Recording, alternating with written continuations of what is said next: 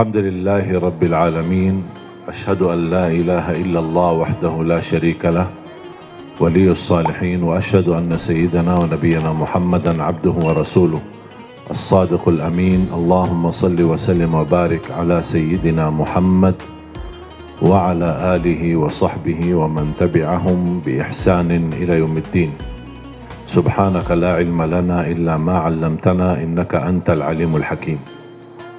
Bapak Ibu jamaah sekalian dimuliakan Allah Subhanahu wa taala. Alhamdulillah wa syukrillah. Saya tidak bisa membayangkan 12 tahun sudah berlalu. Saya masih ingat pertama kali belum bisa sama sekali bahasa Indonesia tahun 2008. Cuma saya ingat satu kalimat, bagus.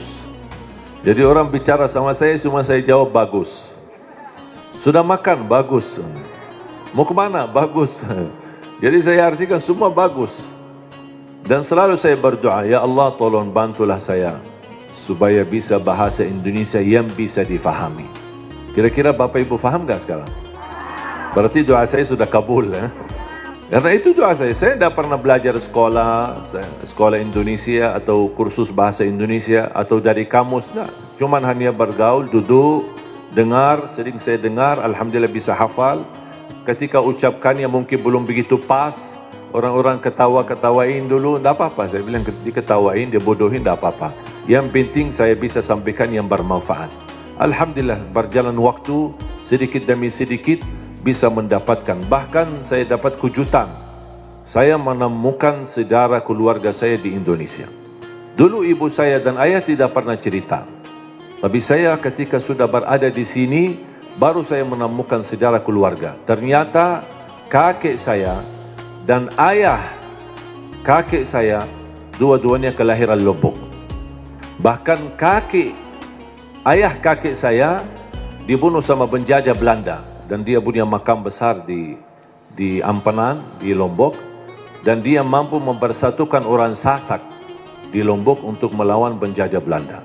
Makanya ketika saya bertemu Presiden Jokowi, saya sampaikan, saya sebenarnya cucu pahlawan tapi belum terdaftar. Dan subhanallah, tidak membayangkan begitu saya ke Indonesia, bisa menemukan sejarah keluarga, bahkan saya punya keluarga besar di Lombok, di Cirebon, di Surabaya. Salah satu kakek saya nikah sama orang Bumi Ayu di Jawa Tengah, kemudian bertemu dengan keluarganya juga di Cirebon, ada juga di Bali, kemudian di Jakarta. Barangkali di Cimahi besok-besok ketemu ada orang yang bunga keluarga. Jadi subhanallah begitu dunia ini kecil. Kita bisa terus bertemu dengan keluarga dan kita terus bisa melanjutkan perjuangan. Dan saya harap mari kita sama-sama memperjuangkan yang terbaik untuk negeri kita Indonesia. Karena mohon maaf, yang kita besok bawa pulang ada dua hal. Ketika kita mati, yang kita bisa bawa hanya amal saleh. Yang kedua, ketika kita mati, yang tersisa di dalam dunia ini hanya nama baik kita. Tidak ada yang lain. Ketika tersebut nama kita, semua orang mau mendoakan. Semoga Allah ampuni, ya Allah. Luar biasa perjuangan orang itu. Luar biasa. Dia memberi yang terbaik. Orang politisi, orang ekonomi, orang siapapun, dimanapun posisimu, tolong beri yang terbaik. Karena itulah yang akan mengharumi namamu ketika kita sudah besok meninggal dunia. Dan di alam kubur, yang masuk sama kita adalah amal saleh. Di sambil kita beribadah, dan selalu saya berkata, tolong kerja keras untuk duniamu dan kerja keras untuk akhiratmu. Jangan hanya akhirat tapi lupa dunia. Dunia harus maju, harus berhadapan, harus bisa menjadi terang menerang yang bisa membangun Indonesia dan bisa menjadikan Indonesia negara terhormat, bisa menjadikan Indonesia negara yang diperhatikan oleh dunia karena kemajuannya, kebersatuannya. Dan alhamdulillah kita diberikan banyak anugerah dari Allah Subhanahu wa taala, dari hasil bumi, dari hasil tanam-tanaman, dari hasil luar biasa. Saya selalu berkata, wallahi negeri Arab kalah sama negeri Indonesia dengan sumber alamnya dan kekayaannya. Kalau dikumpulkan seluruh negara Arab, masih lebih kaya Indonesia. Mungkin karena kita tidak merasa kekayaan itu, mungkin karena belum bersyukurlah. Kekurangan syukur kita dan salah gunakan nikmat itu, akhirnya tidak terasa. Padahal kekayaan yang Allah anugerahkan untuk negeri kita Indonesia luar biasa. Dan mudah-mudahan kita bisa dan mampu Allah hantarkan kepada kita, insya Allah, seorang orang wakil rakyat di Dewan Pemerintahan, di Dewan DPR, MPR dan juga di DPRD. Mudah-mudahan semua orang-orang yang diberikan oleh Allah SWT kemudahan dan kemuliaan, yang mereka mampu menjalani tugasnya dan memberi yang terbaik, yang insya Allah balasannya terharum nama baik mereka dan nama keluarga mereka, dan mendapatkan balasannya di hari kiamat di hadapan Allah Subhanahu wa Ta'ala. 3 poin yang saya ingin sampaikan. Yang pertama, tolong jangan lewat 1 hari tidak membaca Al-Quran. Belum bisa baca, simak, dengar. Masih merasa bacanya belum begitu lancar, tidak apa-apa, dengar. Karena pahalanya sama. Yang membaca maupun yang simak, pahalanya sama. Setiap 1 huruf dapat 10 kebaikan. Ini bukan kata saya, tapi kata Rasulullah sallallahu alaihi wasallam. Man qara harfan min kitabillah falahu hasanah, wal hasanatu bi 10 amthaliha. Barang siapa yang membaca kitabullah 1 huruf saja dapat 1 kebaikan, dan 1 kebaikan pula dilipat oleh Allah menjadi 10 kebaikan. Alif lam mim bukan 1 huruf, tapi alif 1 huruf, lam 1 huruf, mim 1 huruf. Bayangkan jemaah, Bismillahirrahmanirrahim 19 huruf dikali 10, 190. Dari segi baca 19, tapi tulisan pahala 190. Dan setahu saya tidak ada amalan yang bisa memberikan pahala berhuruf hanya Al-Quran. Injil, Taurat, Zabur, Suhufi Ibrahim wa Musa, hadis Qudsi, hadis Nabawi, tidak ada. Salat 10 kali lipat, tapi dari total salat. Tidak dihitung setiap ruku', sujud, bacaan dalam salat, tidak. Dihitung total salat. 5 waktu dapat 50. Sebagaimana diperintahkan di awal 50 kali salat. Tapi Al-Quran satu-satunya ibadah yang nilai pahalanya berhuruf, bersatu huruf. Dan menurut saya ini promo yang paling istimewa dari Allah. Paham bu promo? Biasanya ibu-ibu yang tahu promo. Ada nggak di pasar promo? Kalau kita misal mau belanja, ditawarkan, ini beli misal gelas 1, dapat gratis 1. Beli 2 botol minyak goreng, dapat gratis 1. Ada kan? Atau beli misal 2 botol mie goreng, minyak goreng, dapat 1 dus mie goreng lah misalnya. Ada kan? Itu kan namanya promo. Pernah nggak Bapak Ibu bertemu dengan promo, beli 1 botol minyak goreng, dapat 10 gratis? Ada nggak promo gitu? Pasti merugi kan? Allah Subhanahu wa Ta'ala tahu manusia suka promo, makanya Allah tawarkan promonya. 1 huruf dapat 10 kebaikan. Tapi sayang sekali, yang berlaku promo manusia, tapi promo Allah belum laku. Karena banyak kita manfaatkan promo manusia, tapi tidak memanfaatkan promo dari Allah Subhanahu wa Ta'ala. Bahkan berita gembira, ada orang berkata, saya sebenarnya ingin baca, tapi bata-bata bacaan saya. Saya takut salah, nanti malah dosa. Mendingan tidak usah baca. Itu alasannya karena berbata-bata. Ada berita gembira dari Rasulullah SAW. Rasulullah bersabda, "Walladhi yaqra'ul Qur'ana wa yatata'ta'u fihi wa huwa 'alaihi syaq lahu ajran." Barang siapa yang membaca Al-Quran, kemudian dia berbata-bata. Terima kasih ya Rasulullah. 1400 tahun yang lalu, nampaknya Rasulullah umatnya bakal banyak berbata-bata. Makanya sudah diberi solusi dari kemarin. 1400 tahun yang lalu. Barang siapa yang membaca Al-Quran, kemudian dia berbata-bata sambil berat, susah, sulit untuk membaca Al-Quran, tapi tetap dia mempertahankan dan terus dia melanjutkan sesuai kemampuannya, kata Rasulullah, falahu ajran, akan Allah berikan 2 kali pahala. Selain setiap 1 huruf 10 kali lipat, dia dapat 2 kali pahala. 1, karena dia mau membaca Al-Quran.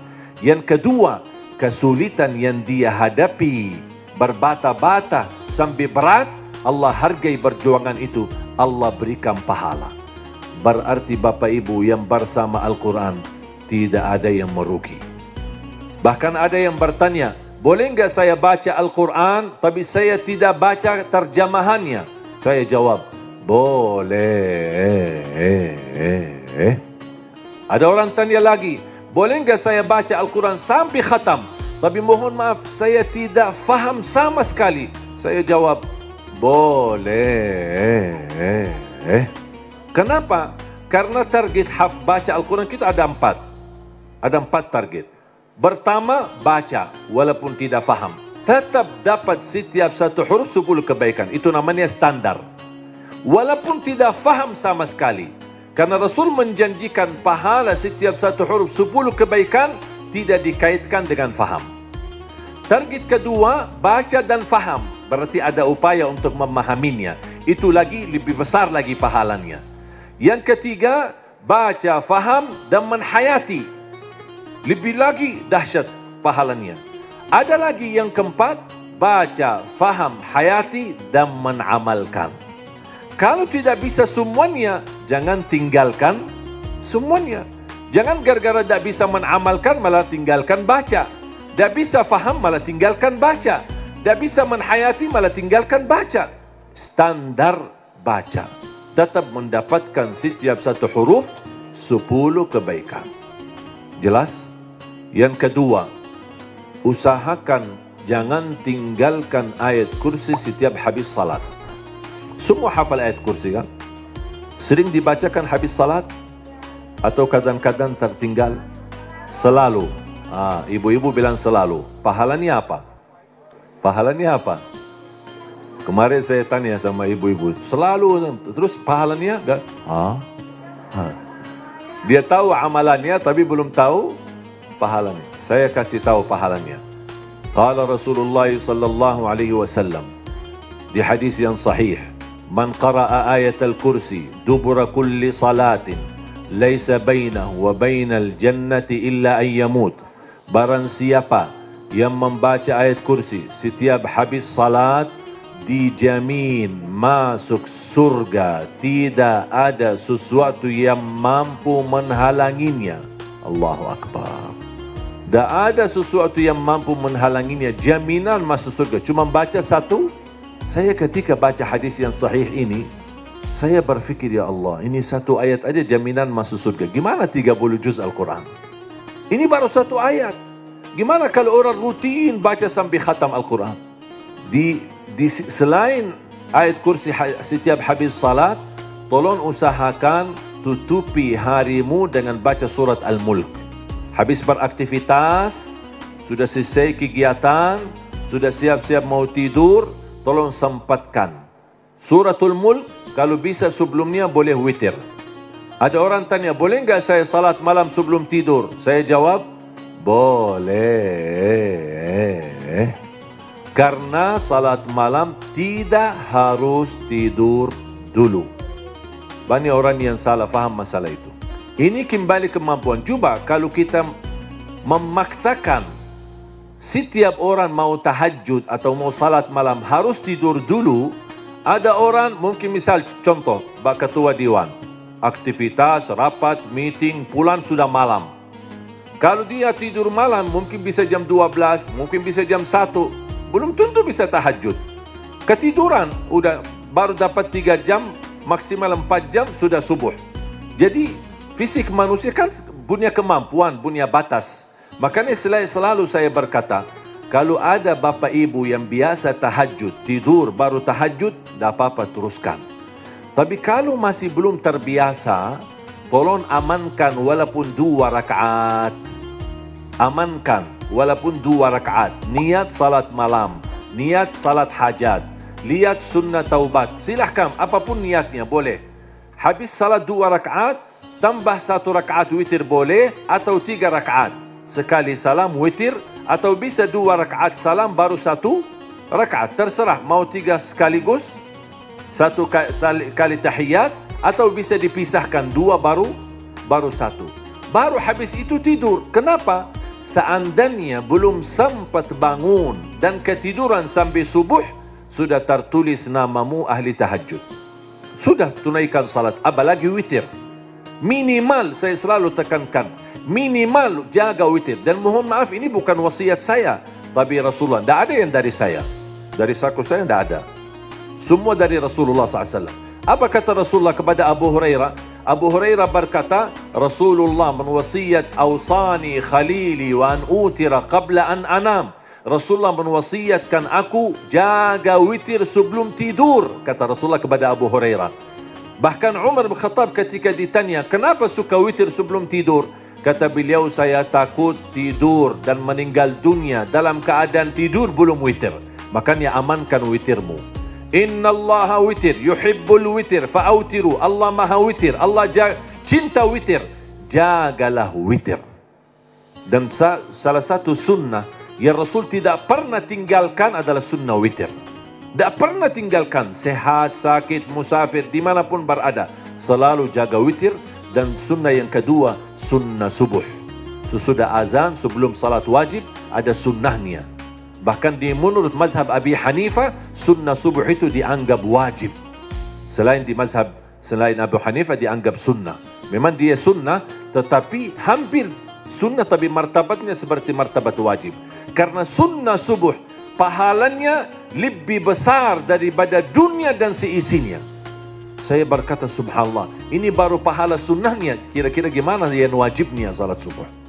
Habis sudah laksanakan witir, mau tidur, tolong bacakan suratul mulk. Belum lancar bacaanmu, setelkan. Dari HP boleh, atau CD murattal, suratul mulk, atau dari YouTube.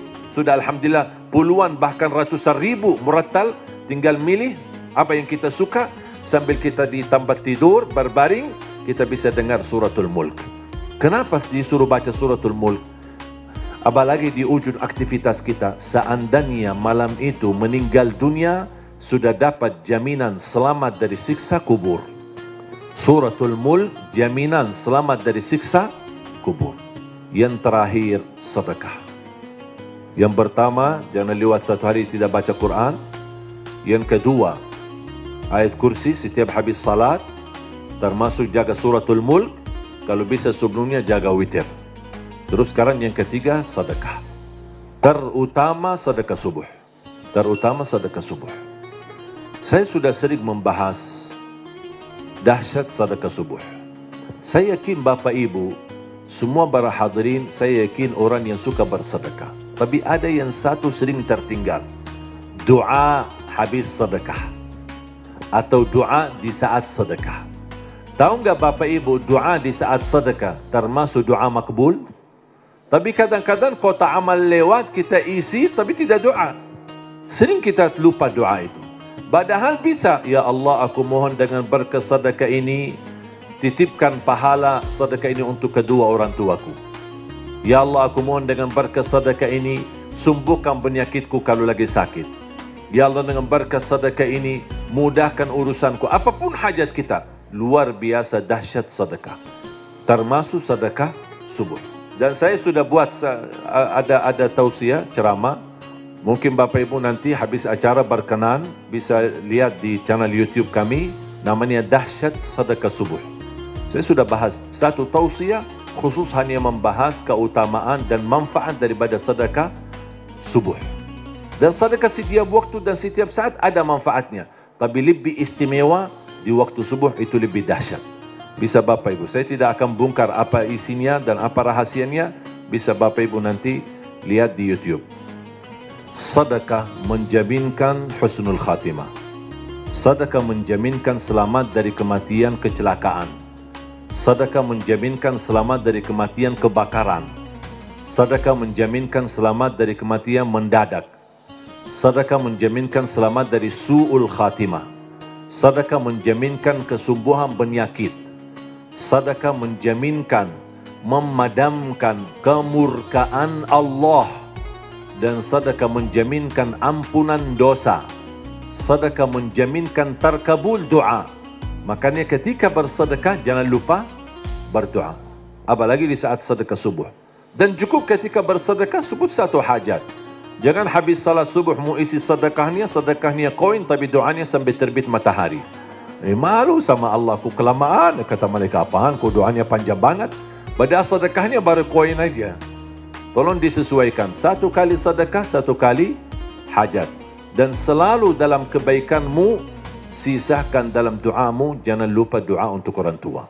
Saya sudah belajar, apapun yang saya amalkan, apapun amalannya, di ujung saya amalkan itu, saya selalu berdoa, ya Allah, aku mohon titipkan pahala amalan ini untuk kedua orang tua. Saya selesai tausiah, pas pulang, ya Allah, aku mohon titipkan pahala tausiah ini untuk kedua orang tua. Habis ngaji, ya Allah, aku mohon titipkan pahala ngaji saya untuk kedua orang tuaku. Habis salat, ya Allah, aku mohon titipkan pahala salatku untuk apapun amalannya. Apapun, saya sudah belajar menjadi salah satu upaya berbakti baik sama orang tuanya. Karena berbakti baik sama orang tuanya, walaupun mereka sudah meninggal atau di posisi yang jauh, tidak bisa bertemu setiap waktu dan setiap saat, melalui doa, insya Allah terhitung sebagai berbakti baik. Ada seorang bertanya, kalau orang tua saya sudah tidak ada atau sudah meninggal, gimana? Apakah saya masih punya kesempatan berbakti baik? Saya menjawab, masih punya kesempatan. Ada dua amalan, sedekah dan doa, bisa menjadi bermanfaat untuk orang tua kita. Dan semoga kita bisa bersama-sama, kita selalu niatkan dan doa untuk orang tua. Mudah-mudahan kekurangan kita di masa mereka berada, mungkin kita sebagai anak, namanya anak muda, di masa dulu mungkin banyak membuat orang tua sakit hati, menyakiti perasaan mereka. Namanya anak-anak, tidak merasa dan tidak menyadari. Makanya ayo mari kita sama-sama memperbaiki.